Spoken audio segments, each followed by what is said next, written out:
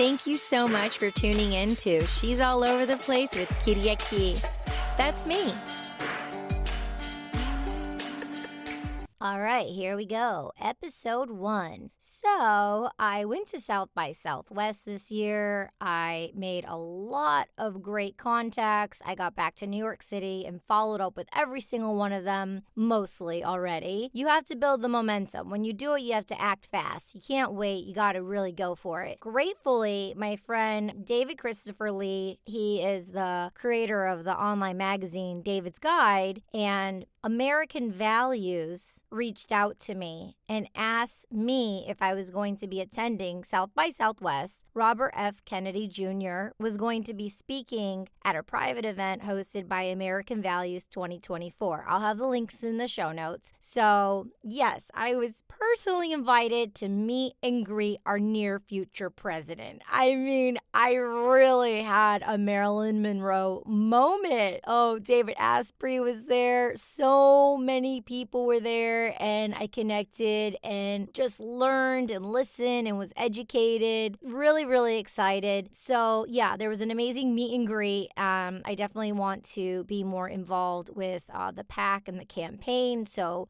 more information to come, not to shame and blame, just to learn and grow with one another. So he gave a speech about 10 minutes, and I did bring my mic, and I was so enthralled I forgot to plug it in. So this is audio from my iPhone, so just bear with me. It's not going to sound like this, but content is king, and it's really valuable information. Just listen closely. Also, there's a video if you want to see the visual on my YouTube. I'll put the link in the show notes so you can see the visual from it as well. I love his voice. I love his voice so much. I work in voiceovers. His voice is so unique. It's really authentic and intrinsic, and I just really like it. And I definitely listened before meeting him. I listened to Rick Rubin's podcast. He was on with Dr. Jack Cruz. I listened to him on the All In podcast, and he was on Joe Rogan as well. I would go in that order if you want to dive in and learn more. But yeah, again, I was personally invited to meet him and his team and colleagues. It was really great. Yeah, so more information to come about RFK Jr. Leave a comment below. Connect to my website to subscribe to my newsletter, CHONACAS.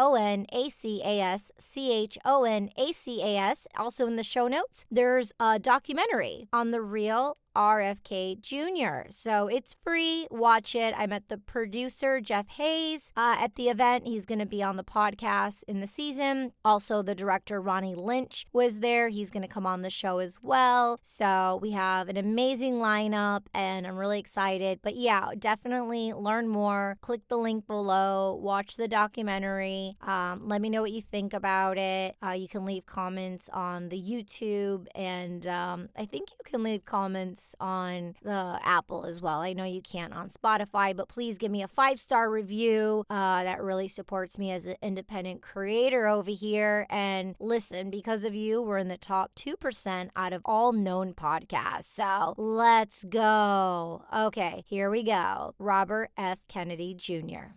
Handkerchiefs does. And there are people in military uniform. There were Boy Scout troops all saluting.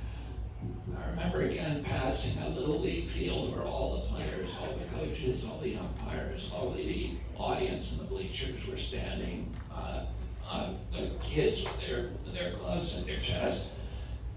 And and then we got to Washington, D.C., and President Johnson took us to the airport with a convoy, and we drove up past the mall, and on the mall, there were about 10,000 poor people. My father and Martin Luther King. Martin Luther King had died 2 months before.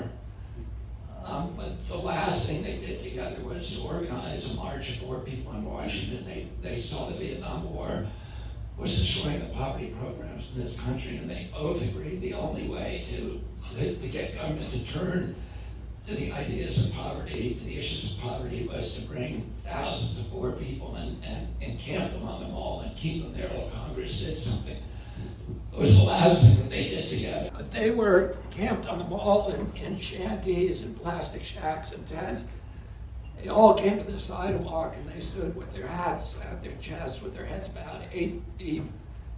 And we drove my father up to Arlington, up the hill, to bury him next to his brother under a small stone. And I remember 4 years later reading, I was at college in Boston then, and I was reading demographic data that showed that a great majority of those white men who stood along the track, who had strongly supported my father in 1968, 4 years later, did not vote for George McGovern in '72 presidential campaign, who was perfectly aligned with my father on all the issues, had been a friend of my dad's, and instead they voted for George Wallace, who was diametrically opposed to everything my father believed, and he'd been a nemesis, an opponent, an adversary of my father. He was the biggest advocate then for racial segregation in the country. Famously said, racial segregation today, segregation tomorrow, segregation forever. That was in his campaign announcement. He stood in the schoolhouse door and blocked my father from bringing 6 black students into the University of Alabama. So he was a genuine full-born racist. I knew him quite well later on in his life. But it struck me then, when I saw all those people who supported my father were now supporting somebody completely the opposite.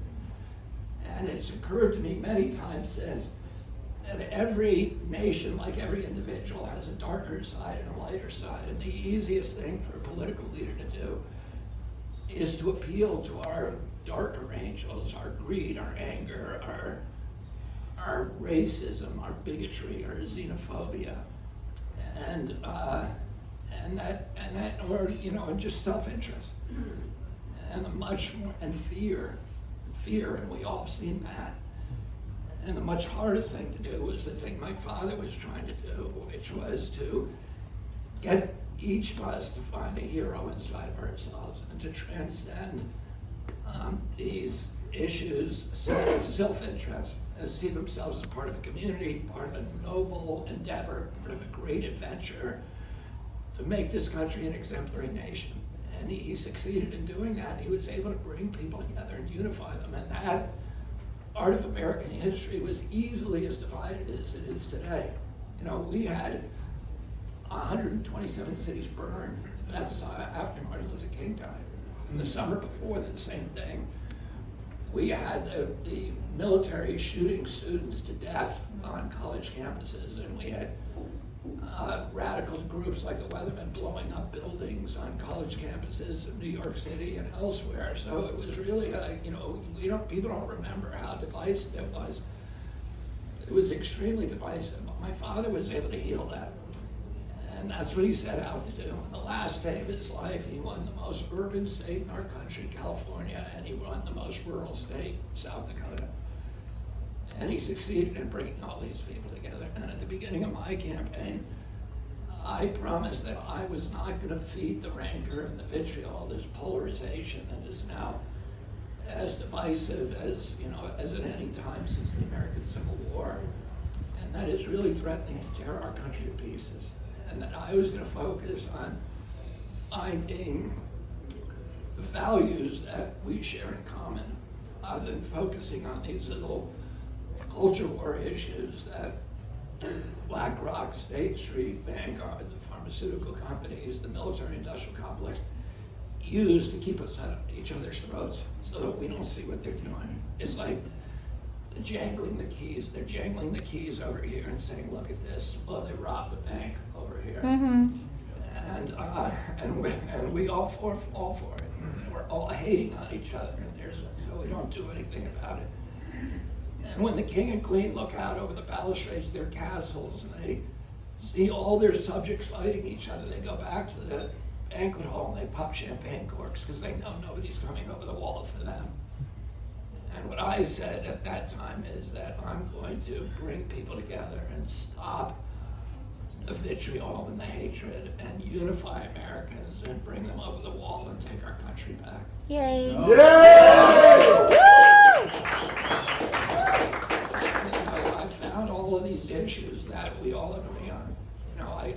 stay away from the divisive issues. Everybody thinks that kids your age should be able to get mortgages and own homes. Everybody agrees on that. Nobody thinks it's a good idea that we have a $34 trillion debt that you guys are gonna pay. And in the last 100 days, we've added $1 trillion to that. We're already paying, to service our debt, we pay more than the military budget. If interest rates go up, that goes, every time interest rate doubles, that doubles. And every time that, we're adding more within a decade, every dollar that we collect in taxes is gonna go to the service of debt. Who believes that's sustainable? And yet, why isn't anybody talking about it? Mm-hmm. Nobody's talking about the chronic disease epidemic that's debilitated this, your generation particularly. The issues like the border, nobody thinks it's a good idea that Mexican drug cartels are running our border policy. Mm-hmm. Yeah. Everybody thinks that we should protect the environment. If you talk about climate change, you're gonna get a fist fight. If you talk about clean air, clean water, restoring our soils, regenerative agriculture, good food, protecting our Purple Mountains majesty, our sacred places, everybody gets together. When I was fighting the Flint water crisis, we had, with the lead in the water in Flint, we had Hell's Angels standing shoulder to shoulder with urban blacks, because everybody wants clean water. Nobody thinks it's a good idea.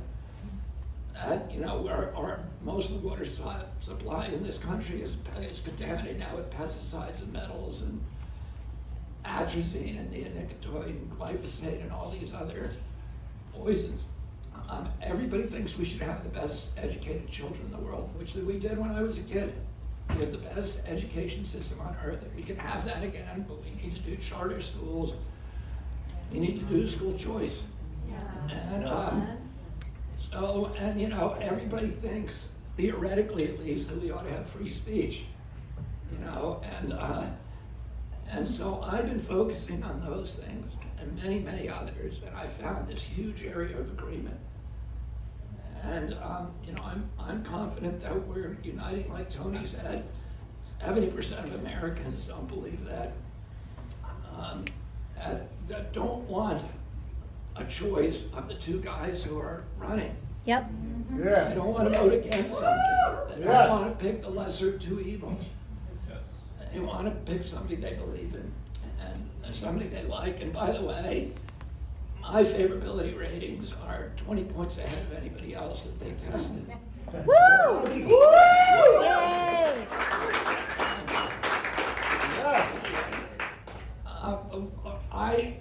When I get there, I can fix our government.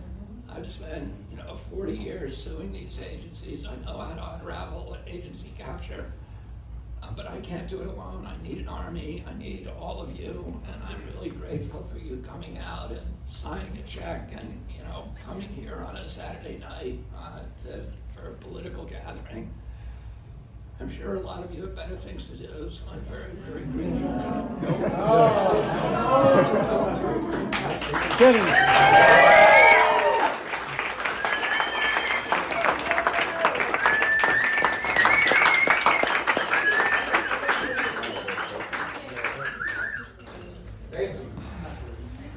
Cool. All right. Thank you so much for joining us. We'll see you next time. Kiriaki, over and out.